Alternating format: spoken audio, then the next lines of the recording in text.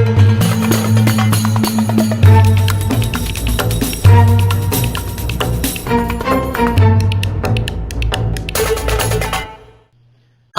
my name is Kevin Fernandez, and welcome to my channel, Gamers Genie. Today, we're going to be learning how to play the fantasy fighting game, Unmatched, the Battle of Legends, Volume 1. This 2 to 4 player game designed by Robert DeVio and Justin D. Jacobson and published by Restoration Games. In this game, you take on the role of heroes and villains from all sorts of different sources, fiction and reality, also from legend as well, fighting against each other and defending your honor in the battlefield. Who will be victorious? Find out as we go to the table and learn how to play Unmatched. Choose the battlefield and place it face up on the table. So for this one, this is one side of the board, but for this video, we're going to do it on this side.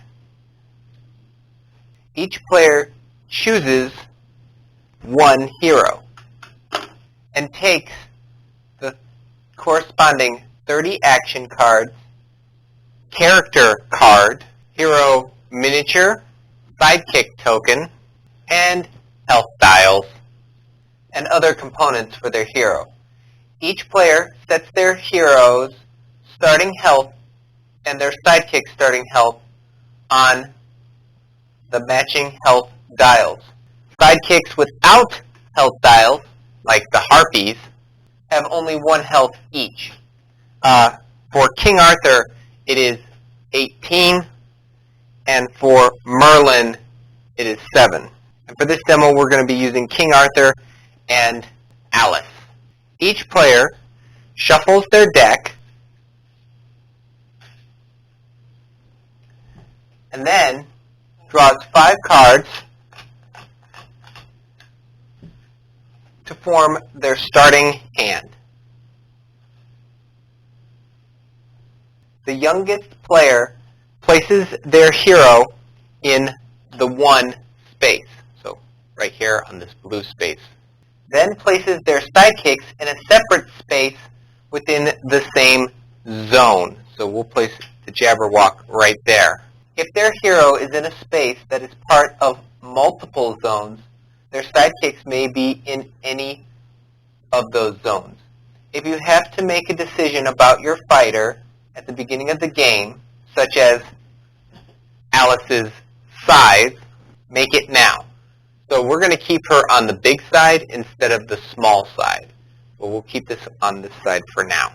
The older player places their hero in the 2 space on the battlefield, then places their sidekick based on the same rule as I recently mentioned. And that completes the setup. Now this video is going to strictly focus on a 2-player game of Unmatched. There are rules in the rulebook for playing with 3 or 4 players, but I'll let you discover that for yourself. The younger player takes the first turn and starts the game. You have a hand limit of 7 cards.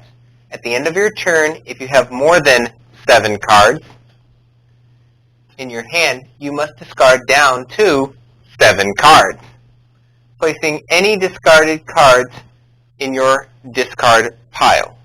And that can be virtually anything. There's no specific designation, so we're actually going to put the decks here. So, for example, we have 5, 6, 7, and then if we had an 8th card, I would take one of my cards and place it in the discard pile like so. I'm going to keep it there for a visual cue. On your turn, you must take 2 actions. You cannot skip an action. You may choose 2 different actions or use the same action twice. Possible actions are a maneuver action. When you do this action, first you draw a card from your deck. Then you may move your fighters. Draw the top card of your deck and add it to your hand. You can have more than 7 cards in your hand during your turn, but you must discard down to 7 at the end of your turn. Drawing cards, whether via the maneuver action or due to a card effect, is mandatory, unless otherwise specified. When your deck is empty, your fighters are exhausted. If you need to draw a card while your fighters are exhausted, do not reshuffle your discard pile. Instead, each of your fighters immediately takes 2 damage. So, for King Arthur, since he starts at 18, he would go down to 16. And if Merlin, your sidekick, would get this far in the fight, he goes from 7 to 5. Your character card lists your move value. During this step, you may move each of your fighters one at a time a number of spaces equal to or less than your move value right here. You may also choose to boost your movement. When you move a fighter, each space they move into must be adjacent, so with this little black line connecting it, to their previous space. You may move a fighter through spaces occupied by other friendly markers, but they cannot end their movement in an occupied space, so I can't end it here, standing on Merlin. You may not move a fighter through a space that is occupied by an opposing fighter. So I can't go here, here, here, or here, here, here, like that, for example. You may move your fighters in the order of your choice, but must finish each fighter's move before starting the next one. You are not required to move all your fighters in the same distance as each other. You get to choose for each fighter. You are allowed to move a fighter 0 spaces. Note, if an effect ever lets you move your opponent's fighters, you must respect all the same movement rules from your opponent's perspective. So, if I was allowed to move Alice, I would have to move her 2 spaces unless the card specifies otherwise. When you take the maneuver action, you may boost your movement. To do this, discard 1 card from your hand and add that card's boost value to your movement value. Ignore any effect on the discarded card. So, if I discarded Bewilderment, I would get a move boost of 2, which would allow me to move my characters 4. And then I would place the card in the discard pile. Certain effects, like King Arthur's special ability, allow you to boost other things, such as the value of an attack.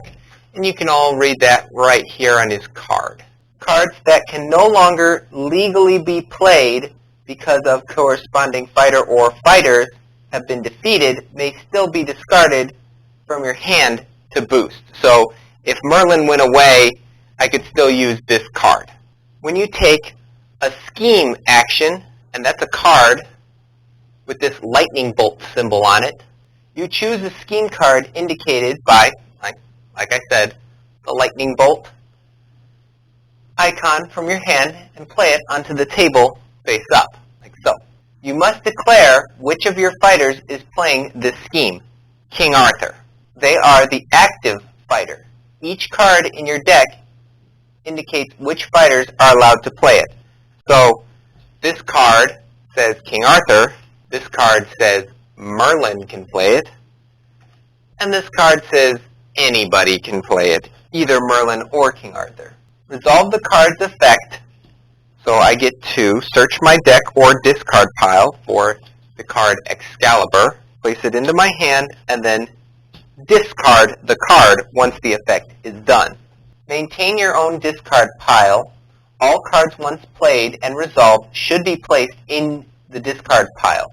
Keep your discard pile face up to differentiate it from your deck. Both you and your opponent are allowed to look through your discard pile at any time. When you take the attack action, you must declare which of your fighters is performing the attack. They are the active fighter. You may not take the attack action if you do not have an attack card in hand, or if none of your fighters have a valid targets to attack. So, mainly an attack card would have this symbol on it, this like POW symbol.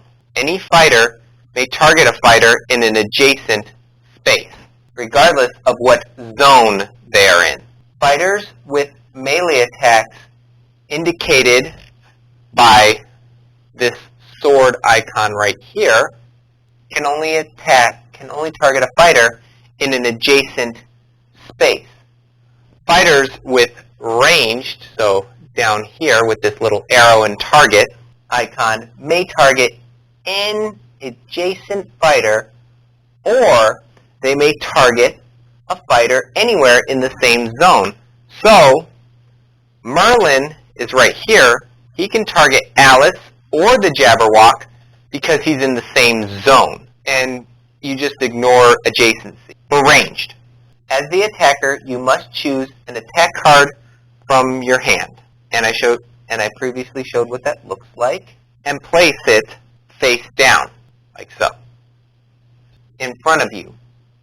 It must be a card that your attacking fighter is allowed to use.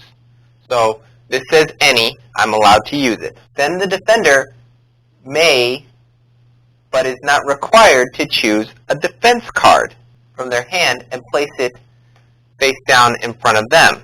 This is what a defense card would look like. It's this blue card. It must be a card that their defending fighter is allowed to use. So again, this card says Alice.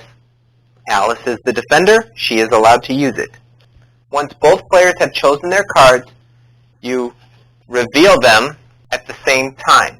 Cards with this symbol are versatile. They can be used as attack cards or defense cards. Versatile cards also count as both of those cards, like I said previously, for the purpose of other game effects. Most cards have effects with labels indicating when they occur immediately, during combat, or after combat, unless otherwise specified. So both of these are after combat effects, but this one has a during combat effect. Card effects are mandatory, which can result in dealing damage to your own fighters or other negative effects. If two effects would ever appear to resolve at the same time, the defender's effect is resolved first. So the looking glass would be resolved first because it's the defender's. And what it says is, after combat, choose two different effects. The Alice player can draw 2 cards. Alice would recover 3 health, or you can place Alice in another space, like so. And then my attack card would go next, because we're both after combat, and then I can move my fighter up to 4 spaces. That's what Swift Strike does. After cards have been revealed, resolve any effects that occur immediately, then resolve any effects that occur during combat, and then after combat. Then determine the results of the combat. The attacker deals damage to the defender equal to the value of their played card. If the defender played a defense card, subtract the value of their played defense card first.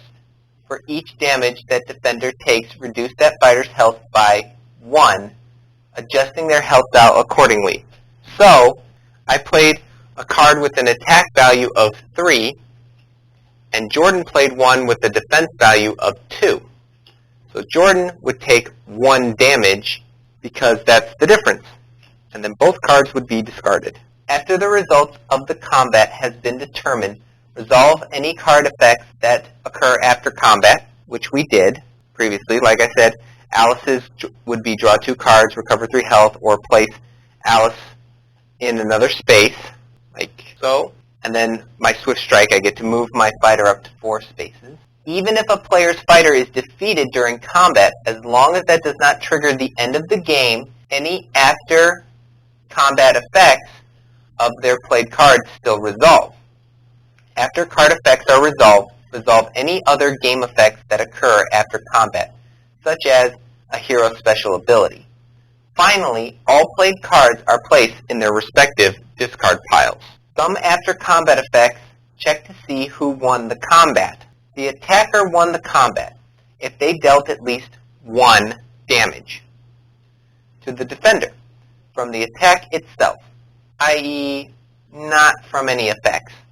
The defender won the combat if they took no damage from the attack itself, even if they took damage from effects.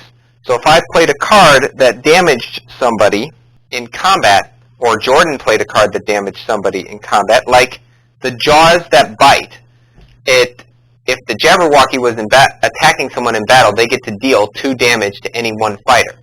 It has 4 attack. If I perfectly block that 4 attack, and I took the 2 damage after the combat, it doesn't mean that Jordan won the combat. It has to be from her card.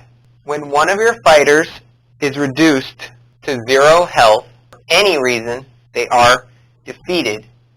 If your hero's sidekick is defeated, immediately remove the sidekick from the board.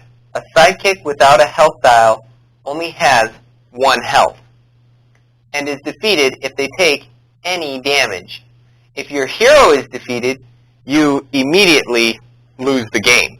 When your opponent's hero is defeated, like if Alice is defeated, which happens when they're reduced to 0 health, the game ends immediately and you win. In a team game, both opposing heroes must be defeated. And that's all you need to know to play Unmatched. If you have any questions about this game, please put them in the comments below and I'll get to them as soon as I possibly can.